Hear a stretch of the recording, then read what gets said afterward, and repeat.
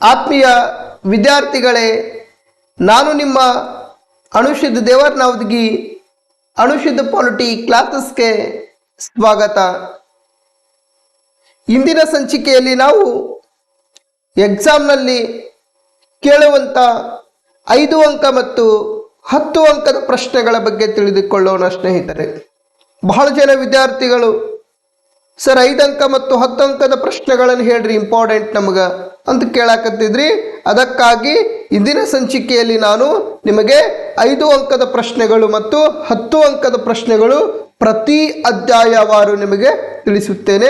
ಅದಕ್ಕಾಗಿ ಎಲ್ಲ ನನ್ನ ಆತ್ಮೀಯ ವಿದ್ಯಾರ್ಥಿಗಳು ಸರಿಯಾದ ರೀತಿಯಲ್ಲಿ ನೋಟ್ ಮಾಡಿಕೊಳ್ಳಿ ಅಂತ ನಿಮ್ಗೆ ಹೇಳ್ತೀನಿ.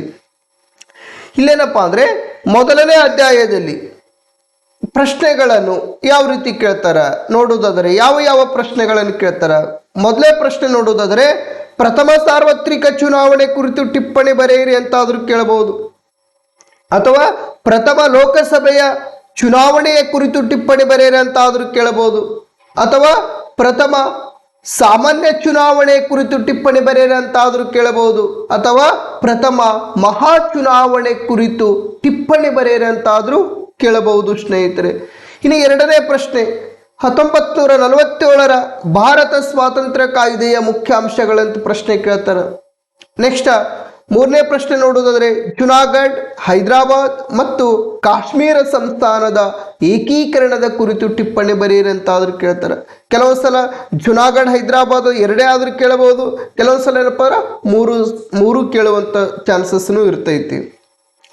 ನೆಕ್ಸ್ಟ್ ಭಾರತದ ಒಕ್ಕೂಟ ವ್ಯವಸ್ಥೆಯಲ್ಲಿರುವ ರಾಜ್ಯಗಳು ಮತ್ತು ಕೇಂದ್ರಾಡಳಿತ ಅಂದ್ರೆ 28 ರಾಜ್ಯಗಳು 8 ಕೇಂದ್ರಾಡಳಿತ ಪ್ರದೇಶಗಳು ಬರೀಬೇಕು. ಇನ್ನು ಐದನೇ ಪ್ರಶ್ನೆ ಯಾವುದಪ್ಪ ಅಂದ್ರೆ ಪಟೇಲ್ ಸ್ಕೀಮ್ ಕುರಿತು ಟಿಪ್ಪಣಿ ಬರೆಯಿರಿ ಅಂತ ಕೇಳ್ತಾರ. ಇದು ಸಹಿತ ಅತಿ ಹೆಚ್ಚು ಬಾರಿ ಕೇಳಿರ್ತಕ್ಕಂಥ ಪ್ರಶ್ನೆ.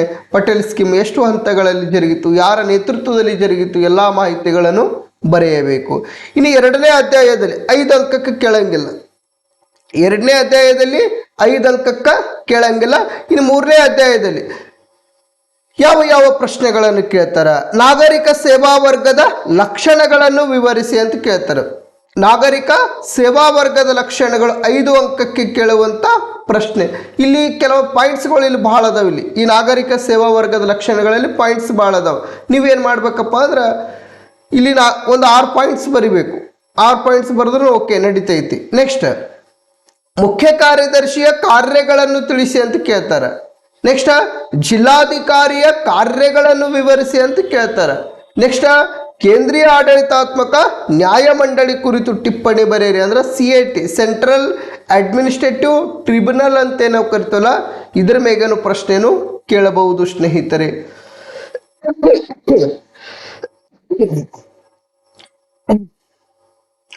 ಇನ್ನು ಅಧ್ಯಾಯ 4ರೊಳಗೆ ಅಲ್ಲಿ ಯಾವ 5 ಅಂಕದ ಪ್ರಶ್ನೆಗಳಪ್ಪ ಅಂದ್ರೆ ಸರ್ ಅಲ್ಲಿ ಬಹಳ ಚಳವಳಿಗಳದವ, ಅದರ ರಾಜಕೀಯ ಪರಿಣಾಮಗಳದವ, ಯಾವುದು ಕೇಳ್ತಾರೆ ನಮಗಂತ ಅನ್ನಂಗಿದ್ರಿ. ಅದಕ್ಕಾಗಿ ನಾ ಏನು ಹೇಳಕತ್ತೀನಿ ನಿಮಗೆ, ನಾ ಯಾವ ಪ್ರಶ್ನೆ ಕೊಡ್ತೀನಲ್ಲ ಆ ಪ್ರಶ್ನೆ ಸರಿಯಾದ ರೀತಿಯಲ್ಲಿ ಪರ್ಫೆಕ್ಟ್ ಆಗಿ ಕೇಳ್ರಿ. 10ನೇ ಪ್ರಶ್ನೆ ದಲಿತ ಚಳವಳಿಯ ಕಾರಣಗಳನ್ನು ವಿವರಿಸಿ ಅಂತ ಕೇಳ್ತಾರೆ. ನೆಕ್ಸ್ಟ್ ಹಿಂದುಳಿದ ವರ್ಗಗಳ ಚಳವಳಿಯ ಕಾರಣಗಳನ್ನು ವಿವರಿಸಿ. ನೆಕ್ಸ್ಟ್ ಹಿಂದುಳಿದ ವರ್ಗಗಳ ಚಳವಳಿಯ ರಾಜಕೀಯ ಪರಿಣಾಮಗಳನ್ನು ವಿವರಿಸಿ ಅಂತ ಕೇಳ್ತಾರೆ. ಮತ್ತೇನಪ್ಪ ಅಂದ್ರೆ ಮಹಿಳಾ ಚಳವಳಿಯ ಕಾರಣಗಳನ್ನು ವಿವರಿಸಿ ಅಂತ ಕೇಳ್ತಾರೆ. ಅದಕ್ಕಾಗಿ ಈ ಪ್ರಶ್ನೆಗಳ ಕಡೆಗೆ ಸ್ವಲ್ಪ ಹೆಚ್ಚಿನ ಗಮನ ಕೊಡಿ ಸ್ನೇಹಿತರೆ. ಇನ್ನು 5ನೇ ಅಧ್ಯಾಯದಲ್ಲಿ ಯಾವ ಪ್ರಶ್ನೆಗಳನ್ನು ಕೇಳಬಹುದು. ರಾಷ್ಟ್ರ ನಿರ್ಮಾಣದ 5 ಅಗತ್ಯಾಂಶಗಳ ಬಗ್ಗೆ ಕೇಳಬಹುದು ಸ್ನೇಹಿತರೆ. ನೆಕ್ಸ್ಟ್ ರಾಷ್ಟ್ರ ನಿರ್ಮಾಣಕ್ಕೆ ಇರುವಂಥ ತೊಡಕುಗಳ ಬಗ್ಗೆ ಕೇಳಬಹುದು, ಅಥವಾ ರಾಷ್ಟ್ರ ನಿರ್ಮಾಣಕ್ಕೆ ತೊಡಕಾಗಿರುವ ಅಂಶಗಳಿಗೆ ಪರಿಹಾರಗಳನ್ನು ವಿವರಿಸಿ ಅಂತಾದ್ರೂ ಕೇಳಬಹುದು, ಅಥವಾ ಅನಕ್ಷರತೆ ನಿವಾರಣೆಗೆ ಕೈಗೊಂಡ ಕ್ರಮಗಳು ಅಂದ್ರೆ ಭಾರತ ಸಂವಿಧಾನದ 86ನೇ ತಿದ್ದುಪಡಿಯ ಮುಖ್ಯಾಂಶಗಳು ಬರಿಬೇಕು ಸ್ನೇಹಿತರೆ. ಇಷ್ಟೇನಪ್ಪ ಅಂದ್ರೆ ಈ 5ನೇ ಅಧ್ಯಾಯದಲ್ಲಿ ಕೇಳುವಂಥ ಪ್ರಶ್ನೆ. ಇನ್ನು 6ನೇ ಅಧ್ಯಾಯದಲ್ಲಿ ಕೇಳುವಂಥ ಪ್ರಶ್ನೆಗಳು ಯಾವುವು ನೋಡುವುದಾದರೆ ಸಮ್ಮಿಶ್ರ ಸರ್ಕಾರದ ಲಕ್ಷಣಗಳು ವಿವರಿಸಿ ಅಂತ ಕೇಳ್ತಾರೆ. ನೆಕ್ಸ್ಟ್ ಸಮ್ಮಿಶ್ರ ಸರ್ಕಾರದ ಅವಗುಣಗಳನ್ನು ವಿವರಿಸಿ ಅಂತ ಕೇಳ್ತಾರೆ. ನೆಕ್ಸ್ಟ್ ಸಮ್ಮಿಶ್ರ ಸರ್ಕಾರದ ಗುಣಗಳನ್ನು ವಿವರಿಸಿ ಅಂತಲೂ ಕೇಳ್ತಾರೆ ಸ್ನೇಹಿತರೆ. ಸಮ್ಮಿಶ್ರ ಸರ್ಕಾರದ ಲಕ್ಷಣಗಳು, ಅವಗುಣಗಳು, ಗುಣಗಳು, ಈ ಮೂರರಲ್ಲಿ ಒಂದು ಪ್ರಶ್ನೆ ಫಿಕ್ಸ್ ಬರ್ತವೆ. ಯಾಕಪ್ಪ, ಈ 6ನೇ ಅಧ್ಯಾಯದಲ್ಲಿ 2 ಪ್ರಶ್ನೆ ಬರಿಬೇಕು ನಾವು 5 ಅಂಕಕ್ಕೆ. ಎಷ್ಟು ಪ್ರಶ್ನೆ ಬರಿಬೇಕು? 2 ಪ್ರಶ್ನೆಗಳನ್ನು ಬರಿಬೇಕು. ಈ ಸಮ್ಮಿಶ್ರ ಸರ್ಕಾರ ಲಕ್ಷಣ ಆದರೂ ಕೇಳಬಹುದು, ಅವಗುಣ ಆದರೂ ಕೇಳಬಹುದು, ಗುಣಗಳಾದರೂ ಕೇಳಬಹುದು. ನೆಕ್ಸ್ಟ್, ಅಸ್ಮಿತೆ ರಾಜಕಾರಣದ ಉಗಮಕ್ಕೆ ಕಾರಣಗಳು ಯಾವುವು ಅಂತಲೂ ಸಹಿತ ಪ್ರಶ್ನೆಗಳನ್ನು ಕೇಳುತ್ತಾರೆ ಸ್ನೇಹಿತರೆ. ಇನ್ನು ಮತ್ತೆ ಯಾವ ಪ್ರಶ್ನೆಗಳನ್ನು ಕೇಳ್ತಾರೆ? ಭಾರತ ಸಂವಿಧಾನದಲ್ಲಿ ಉಲ್ಲೇಖಿತವಾದಂತೆ ಅಧಿಕಾರ ವಿಕೇಂದ್ರೀಕರಣ ವಿವರಿಸಿ ಅಂತ ಕೇಳ್ತಾರೆ. ಭಾರತ ಸಂವಿಧಾನದಲ್ಲಿ ಉಲ್ಲೇಖಿತವಾದಂತೆ ಅಧಿಕಾರ ವಿಕೇಂದ್ರೀಕರಣ ವಿವರಿಸಿ ಅಂತ ಕೇಳ್ತಾರೆ. ಅಂದ್ರೆ ಏನಪ್ಪಾ ಅಂದ್ರೆ, ಈ ಕೇಂದ್ರ ಮತ್ತು ರಾಜ್ಯಗಳ ನಡುವೆ ಇರತಕ್ಕಂಥ ಶಾಸನೀಯ ಸಂಬಂಧಗಳು, ಕೇಂದ್ರ ಪಟ್ಟಿ, ರಾಜ್ಯ ಪಟ್ಟಿ, ಸಮವರ್ತಿ ಪಟ್ಟಿ ಅಂತ ನಾವು ಕರಿತಲ್ಲ, ಇವುಗಳು ನೋಡ್ರಿ ಪ್ರಶ್ನೆ ಯಾವ ರೀತಿ ಟ್ವಿಸ್ಟ್ ಮಾಡ್ತಾನ. ಕೇಂದ್ರ ಮತ್ತು ರಾಜ್ಯಗಳ ನಡುವೆ ಇರತಕ್ಕಂಥ ಶಾಸನೀಯ ಸಂಬಂಧಗಳು ವಿವರಿಸಿ ಅಂತ ಆದ್ರೂ ಕೇಳಬಹುದು. ಒಂದು ವೇಳೆ ನಿಮಗೆ ಟ್ವಿಸ್ಟ್ ಮಾಡ್ಬೇಕು, ನಿಮ್ಗೆ ಕನ್ಫ್ಯೂಸ್ ಮಾಡ್ಬೇಕಪ್ಪ ಅಂದ್ರೆ ಅವ ಯಾವ ರೀತಿ ಕೇಳ್ತಾನಪ್ಪ ಅಂದ್ರೆ, ಭಾರತ ಸಂವಿಧಾನದಲ್ಲಿ ಉಲ್ಲೇಖಿತವಾದಂತೆ ಅಧಿಕಾರ ವಿಕೇಂದ್ರೀಕರಣ ವಿವರಿಸಿ ಅಂತಾದರೂ ಕೇಳಬಹುದು ಸ್ನೇಹಿತರೆ. ನೆಕ್ಸ್ಟ್ 22ನೇ ಪ್ರಶ್ನೆ ಯಾವುದಪ್ಪ ಅಂದ್ರೆ, ಭಯೋತ್ಪಾದನೆಯ ವಿರುದ್ಧ ಯುವಜನತೆಯ ಪಾತ್ರವನ್ನು ವಿವರಿಸಿ ಅಂತಾದರೂ ಕೇಳಬಹುದು. ಅಷ್ಟೇ ಅಲ್ಲದೆ ಭ್ರಷ್ಟಾಚಾರವನ್ನು ಯುವಜನತೆ ಹೇಗೆ ತಡೆಗಟ್ಟಬಲ್ಲರು ಅಂತಾದರೂ ಕೇಳಬಹುದು. ಕೊನೆಯ ಪ್ರಶ್ನೆ ಯಾವುದಂದ್ರೆ, ಸಂವಿಧಾನದಲ್ಲಿರುವ ವಿವಿಧ ರೀತಿಯ ತುರ್ತು ಪರಿಸ್ಥಿತಿಗೆ ಸಂಬಂಧಿಸಿದ ವಿವಿಧ ವಿಧಿಗಳು ವಿವರಿಸಿ ಅಂತ ಕೇಳ್ತಾರೆ. 352ನೇ ವಿಧಿ, ನೆಕ್ಸ್ಟ್ 356ನೇ ವಿಧಿ, ನೆಕ್ಸ್ಟ್ 360ನೇ ವಿಧಿ. ಈ ರೀತಿ ಏನಪ್ಪ ಅಂದರೆ ಈ ಸಂವಿಧಾನದಲ್ಲಿರುವ ವಿವಿಧ ರೀತಿಯ ತುರ್ತು ಪರಿಸ್ಥಿತಿಗೆ ಸಂಬಂಧಿಸಿದ ವಿಧಿಗಳು ವಿವರಿಸಿ. ಇಷ್ಟೇನಪ್ಪ ಅಂದ್ರೆ ಈ 6ನೇ ಅಧ್ಯಾಯದಲ್ಲಿ ಕೇಳುವಂಥ ಪ್ರಶ್ನೆ. ಇನ್ನು 7ನೇ ಅಧ್ಯಾಯದಲ್ಲಿ ಕೇಳಂಗಿಲ್ಲ. 7ನೇ ಅಧ್ಯಾಯದಲ್ಲಿ 5 ಅಂಕದ ಪ್ರಶ್ನೆಗಳು ಕೇಳಂಗಿಲ್ಲ. ಬಹಳ ತಲೆ ಕೆಡಿಸ್ಕೊಳ್ಬೇಡ್ರಿ, ಯಾಕಂದ್ರೆ ಈ ಸಲ ಬ್ಲೂ ಪ್ರಿಂಟ್ ಪ್ರಕಾರನೇ ಕೇಳ್ತಾರೆ. ಗೊಂದಲ ಮಾಡ್ಕೊಳ್ಬೇಡ್ರಿ, ಈ ಸಲ ಬ್ಲೂ ಪ್ರಿಂಟ್ ಹೆಂಗೈತಲ್ಲ ಹಂಗ ಕೇಳ್ತಾರೆ. ಅದಕ್ಕಾಗಿ 7ನೇ ಅಧ್ಯಾಯದೊಳಗೆ 5 ಅಂಕದ ಪ್ರಶ್ನೆ ಕೇಳಂಗಿಲ್ಲ, ತಲೆ ಕೆಡಿಸ್ಕೊಳ್ಬೇಡ್ರಿ. ಇನ್ನು 8ನೇ ಅಧ್ಯಾಯದೊಳಗೆ ಯಾವ ಪ್ರಶ್ನೆಗಳನ್ನು ಕೇಳ್ತಾರೆ ಅಂದರೆ, ಅಂತಾರಾಷ್ಟ್ರೀಯ ಸಂಬಂಧಗಳ ಪರಿಕಲ್ಪನೆ ವಿವರಿಸಿ. ಅಂತಾರಾಷ್ಟ್ರೀಯ ಸಂಬಂಧಗಳ ಪರಿಕಲ್ಪನೆ ವಿವರಿಸಿ. ನೆಕ್ಸ್ಟ್, ವಿಶ್ವಸಂಸ್ಥೆಯ ಅಂಗಗಳ ಬಗ್ಗೆ ಬರೆಯಿರಿ ಅಂತ ಕೇಳ್ತಾರೆ. ಸಾಮಾನ್ಯ ಸಭೆ, ಭದ್ರತಾ ಮಂಡಳಿ ಅಂತ ನಾವು ಕರಿತಾರೆ, ಅವುಗಳ ಬಗ್ಗೆ. ನೆಕ್ಸ್ಟ್, ವಿಶ್ವಸಂಸ್ಥೆಯ ಧ್ಯೇಯ ಮತ್ತು ಉದ್ದೇಶಗಳಾವು ಅಂತ ಕೇಳ್ತಾರೆ. ನೆಕ್ಸ್ಟ್, ಸಾರ್ಕ್ ಸ್ಥಾಪನೆಯ ಕುರಿತು ಬಗ್ಗೆ ಬರೆಯಿರಿ ಅಂತಾದರೂ ಕೇಳಬಹುದು. ಮತ್ತು ಭಾರತ ಆಸಿಯಾನ್ 5 ಸಹಕಾರ ಕ್ಷೇತ್ರಗಳನ್ನು ವಿವರಿಸಿ. ಮತ್ತೊಂದು ಪ್ರಶ್ನೆ ಯಾವುದಪ್ಪ ಅಂದರೆ, ಭಾರತ ಮತ್ತು ಸಾರ್ಕ್ 5 ಸಹಕಾರ ಕ್ಷೇತ್ರಗಳನ್ನು ವಿವರಿಸಿ. ಇವೆಲ್ಲ ಈಗ ನಿಮ್ಗೆ ಇನ್ನೊಂದು ಹೇಳ್ತೀನಿ, ವಿಶ್ವಸಂಸ್ಥೆ ಬಗ್ಗೆ ಕೇಳ್ಯಾರಪ್ಪ ಅಂದ್ರೆ ಒಂದೇ ಸಮಾನ ಪೀಠಿಗೆ ಹಾಕ್ಬಿಡೋದು.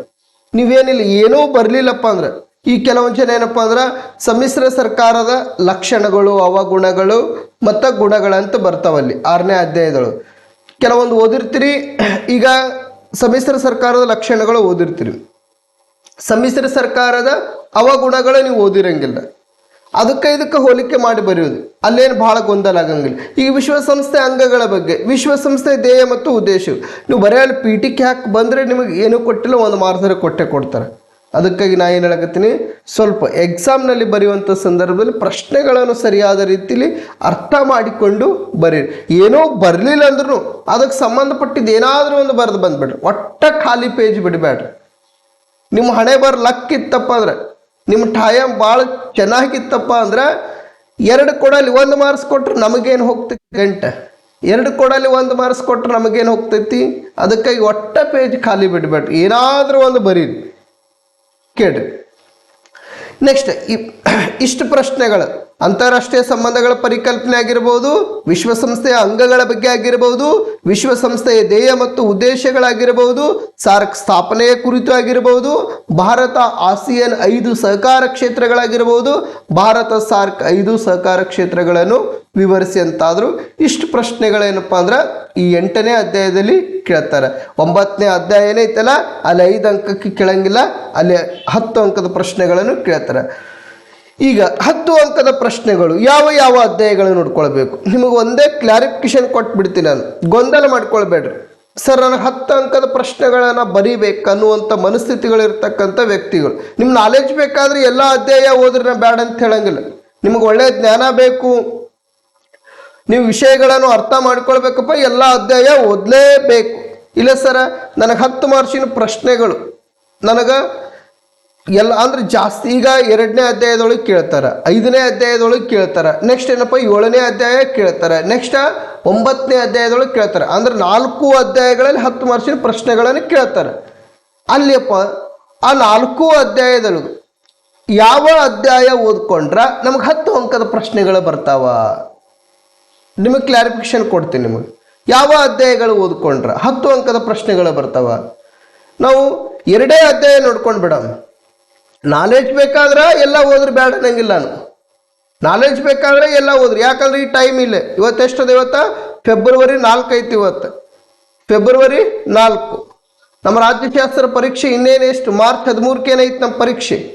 ಅದಕ್ಕಾಗಿ ನಾ ಏನು ಹೇಳಕತ್ತೀನಿ, ನಿಮಗೆ 2 ಅಧ್ಯಾಯ ನೋಡ್ಕೊಡ್ರಿ, 10 ಅಂಕದ ಪ್ರಶ್ನೆಗಳು ನಿಮಗೆ ಇವೇ ಬರ್ತಾವೆ. 99 100% ಕೊಡ್ತೀನಿ ನಿಮಗೆ. 10 ಅಂಕದ ಪ್ರಶ್ನೆಗಳು ನಿಮಗೆ ಇವೇ ಬರ್ತಾವೆ. ಒಟ್ಟು ಎಷ್ಟು ಅಧ್ಯಾಯಪ್ಪ ಅಂದರೆ 2 ಅಧ್ಯಾಯ ನೋಡ್ಕೊಳ್ಳೋಣ. 2ನೇ ಅಧ್ಯಾಯ ಮತ್ತು 7ನೇ ಅಧ್ಯಾಯ, ಒಟ್ಟು 6 ಪ್ರಶ್ನೆಗಳ ಬಗ್ಗೆ ನೋಡ್ಕೊಳ್ಳೋಣ. ಕೇಳ್ರಿ, ಈ ಅಧ್ಯಾಯ 2ರಲ್ಲಿ ಯಾವ ಪ್ರಶ್ನೆ ಕೇಳ್ಬೋದು 10 ಅಂಕಕ್ಕೆ?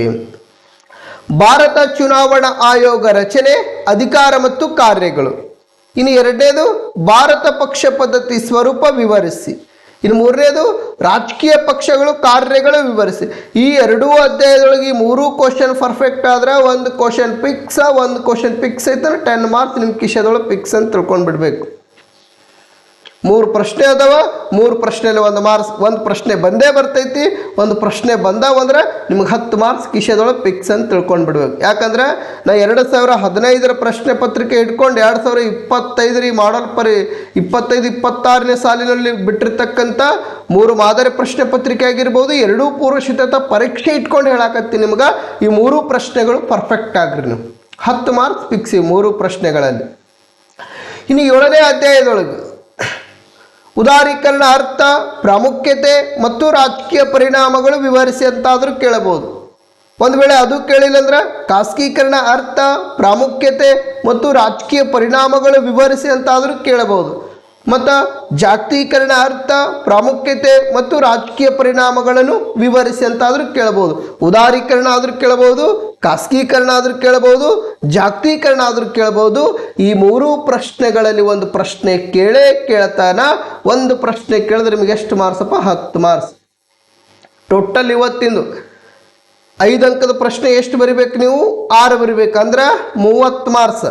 ನೆಕ್ಸ್ಟ್ 10 ಅಂಕದ ಪ್ರಶ್ನೆಗಳು ಎಷ್ಟು ಬರಿಬೇಕು? 2 ಮಾರ್ಕ್ಸ್, ಅಂದ್ರೆ 20 ಮಾರ್ಕ್ಸ್. ಒಟ್ಟು ಎಷ್ಟಾಯಿತು? 50 ಮಾರ್ಕ್ಸ್ ಐತೆ ನಿಮಗೆ. ಒಟ್ಟು ಎಷ್ಟಾಯಿತು? 50 ಮಾರ್ಕ್ಸ್.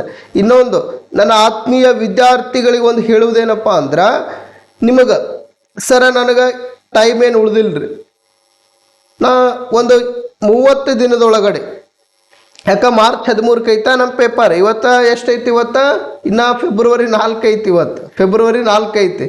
ಸರ್ ನಾನು 30 ದಿನದ ಒಳಗಡೆ ನಾ ರಾಜ್ಯಶಾಸ್ತ್ರ 80ಕ್ಕೆ ನಾನು 70 ಮಾರ್ಕ್ಸ್ ತಗೋಬೇಕಾದ್ರೆ ಹೆಂಗೆ ನಿಮಗೆ ಹೇಳಕತ್ತೀನಿ. 3 ಮಾದರಿ ಪ್ರಶ್ನೆ ಪತ್ರಿಕೆ ಸರಿಯಾದ ರೀತಿ ಒಳಗೆ ಅಧ್ಯಯನ ಮಾಡಿದ್ದೆ ಆದ್ರೆ, 3 ಮಾದರಿ ಪ್ರಶ್ನೆ ಪತ್ರಿಕೆ ಸರಿಯಾದ ರೀತಿಯಲ್ಲಿ ಅಧ್ಯಯನ ಮಾಡಿದ್ದೆ ಆದ್ರೆ ನಿಮಗೆ 80ಕ್ಕೆ 70 ಅಂಕಗಳು ಬರುವಂಥ ಚಾನ್ಸಸ್ ಐತಿ ಸ್ನೇಹಿತರೆ. 80ಕ್ಕೆ 70 ಅಂಕಗಳು ಬರುವಂಥ ಚಾನ್ಸಸ್ ಐತಿ. ಅದಕ್ಕಾಗಿ ಆತ್ಮೀಯ ವಿದ್ಯಾರ್ಥಿಗಳೇ, ಸರಿಯಾದ ರೀತಿಯಲ್ಲಿ ಈ ವಿಡಿಯೋವನ್ನು ಸದುಪಯೋಗಪಡಿಸಿಕೊಂಡು ನಿಮ್ಮ ಎಲ್ಲ ಸ್ನೇಹಿತರಿಗೆ ಶೇರ್ ಮಾಡಿ. ಅಷ್ಟೇ ಅಲ್ಲದೆ ಸ್ನೇಹಿತರೆ, ನಿಮ್ಮ ಕೆಲವೊಂದಿಷ್ಟು ಏನಾದರೂ ನಿಮಗೆ ಗೊಂದಲಗಳಿದ್ರೆ ಏನಪ್ಪ ಅಂದರೆ ನನಗೆ ಕರೆ ಮಾಡುವುದಾಗಿರ್ಬೋದು, ಅಥವಾ ನೀವು SMS ಮೂಲಕ ಆಗಿರ್ಬೋದು. ನೀವು ಏನಾದರೂ ಗೊಂದಲ ಇದ್ರೆ ಕೇಳ್ಬೋದು, ಅದೇನು ಪ್ರಾಬ್ಲಮ್ ಇಲ್ಲ. ನಿಮಗೆ ಇನ್ನೊಂದು 68 ಪೇಜ್ ಒಳಗೆ 70 ಮಾರ್ಕ್ಸ್ ತಗೊಳ್ಳುವಂಥ ನೋಟ್ಸ್ ರೆಡಿ ಆಗೈತಿ. ಯಾರಿಗಾದ್ರೂ ಬೇಕಾದ್ರೆ ನನಗೆ ಫೋನ್ ಮಾಡಿ ಪಡೆದುಕೊಳ್ಳ್ರಿ. ಇಲ್ಲಿಗೆ ನಾನು ಇಂದಿನ ಸಂಚಿಕೆಯನ್ನು ಮುಕ್ತಾಯಗೊಳಿಸುತ್ತಿದ್ದೇನೆ. ಎಲ್ಲ ನನ್ನ ಆತ್ಮೀಯ ವಿದ್ಯಾರ್ಥಿಗಳಿಗೆ ಶುಭವಾಗಲಿ.